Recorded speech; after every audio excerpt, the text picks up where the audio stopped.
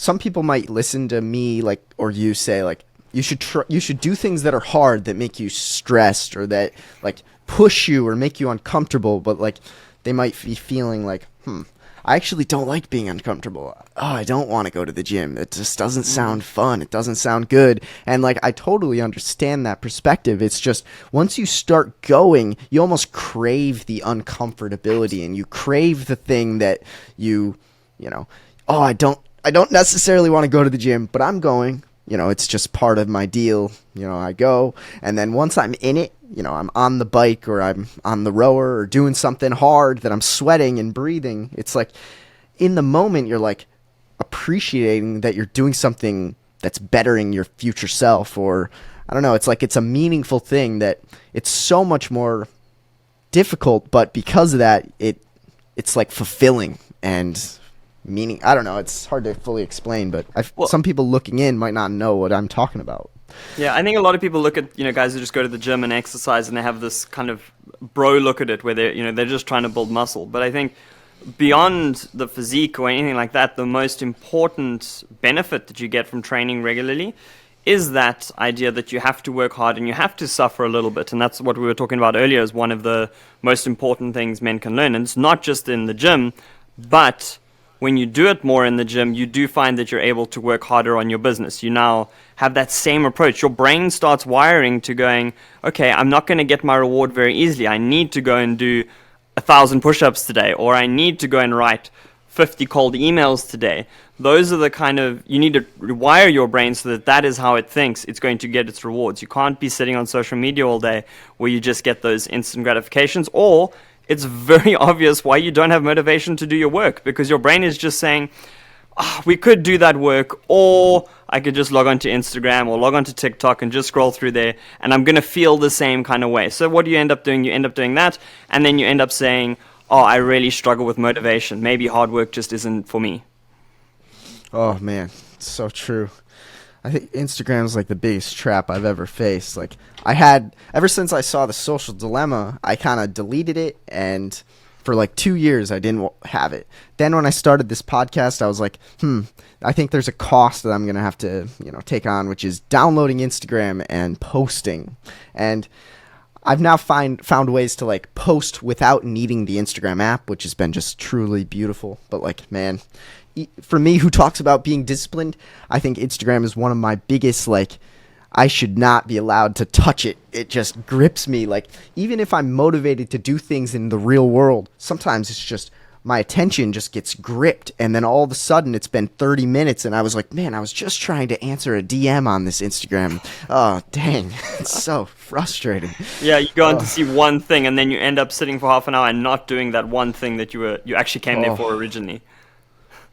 Man, yeah, it's honestly like, I'm trying to find it. Like, I've recently just like started, instead of taking notes on my phone, like I would normally like, I have an idea, let's take notes. But then like I'd notice I have 6 notifications, I see a different thing, and all of a sudden the thought I had is completely gone. And I've started taking notes just on this tiny little notebook. It fits in my pocket. I have the pen ready, and I just go in, and then at the end of the day, I kind of like analyze, okay, what other thoughts did I have? Because like when I open up my phone at the end of the day, it's like I just get so zoned, and I just I forget about what my true important tasks are. And I guess just you know what you could try to do. I used to do this, and I actually haven't been doing it recently. But you can also, let's say you need to do something on your phone, go on Instagram. Just quickly change your settings so that your screen goes gray. You put it into grayscale, and because apparently one of the reasons why it draws you in is the colors. So those red colors that they use are very specifically used because that fires off your brain the signals that you're going to get a reward if you click that red button and you look at your notifications. So if you put your phone on grayscale, you're probably less likely to get sucked into that void. Just quickly do it. Go onto Instagram, do the thing you needed to do, and then get out of there. Dang, that's a great point. I think I've done that before and it did work, and I for some reason just didn't. If you have keep it an on. It's a great iPhone, idea. there should be a way to make it a shortcut, so you can just do the triple click. I do the triple click with my phone just for a red screen, so that's what my phone looks like. Triple click it, and then it goes red. You can also do that Oh, for nice. grayscale. I think if you just go on YouTube, Sure. I do have a video on it, but just go on YouTube and look up like triple click red screen iPhone. You'll find out how to do it in your Sure. settings. There's no special app or anything like that, but you can essentially do it with any screen color setting. So you could do it with grayscale. I think making it one color red is probably also not a bad idea either. Sure. Yeah, it's really great.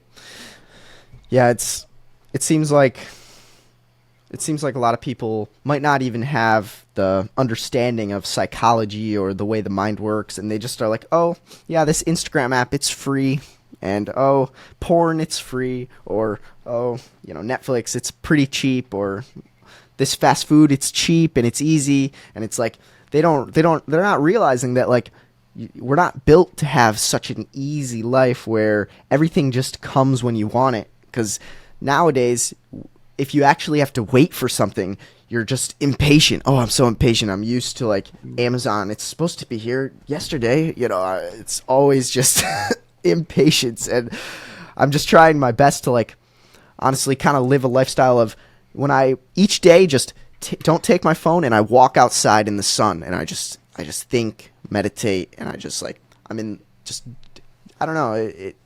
I feel like our screens just distract us from the real life a lot of times and kind of give us all kinds of shortcuts and, oh, life is easy. Try this click. And it's like, we need to get off of them. I think this quote is actually from Social Dilemma, the one you were talking about now, but they say, if you can't see what the product is, you are the product. And that's what all these social media things are doing, is that the product on there is your time. The more time you spend on there, the more advertising you're going to look at. That's how they make their money. They sell adverts. I mean, I even put my own ads on social media as well, but it is how Facebook or Instagram monetizes, or even Google monetizes themselves, is they're putting ads in front of people and businesses are paying for that. So what their job now as a social media company is figuring out, how do we get people to spend the most time on our apps? And they've got whole teams of psychologists that are looking at ways to make the app, whether it's a different color or where the icon sits, or what kind of notification, what time of day do they give you a notification. Their entire business is around monetizing your time and sucking you into that app so that you stay on it. So you need to essentially find a way to fight back on it and put measures in place, such as the screen color, where you're not that susceptible to getting sucked in, where that is what literally the app is designed to do. Yeah, it's truly, it's like a human brain versus a multi-billion-dollar algorithm that's been designed and has been perfected to know more about you than you, and to predict what's going to get you to stay. And it freaks me out a little, but yeah.